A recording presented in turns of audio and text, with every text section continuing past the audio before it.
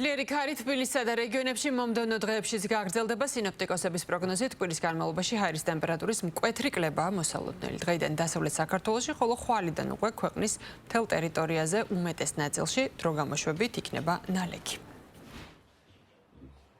გასულ დღესთან შედარებით დღეს საქართველოში შავი ზღვის ჩრდილო-დასავლეთიდან ვრცელდება ცივი ჰაერის მასები, ამიტომ ჰაერის ტემპერატურა როგორც დაბლობ მთიან და მაღალმთიან, ასევე ბარში მოსალოდნელია ტემპერატურის მკვეთრი დაკლება. 9 აპრილის დღის მეორე ნახევრიდან ინტენსივობა საქართველოში ნალექის შესუსტება, ქარი გაძლიერდება, ზოგან იქროლებს დასავლეთის მიმართულების ძლიერი ქარი, აგრეთვე დედაქალაქშიც უფრო მოსალოდნელია 9-ში დღის მეორე ნახევრიდან წვივის შეწვა და ქარის გაძლიერებაც. არამდგრადი ამინდი როგორც მთელ საქართველოში, ასევე დედაქალაქში შაბათ-კვირასაც ნარჩუნდება დრო გამოშვებით ხანმოკლე ხასიათის წვიმებით.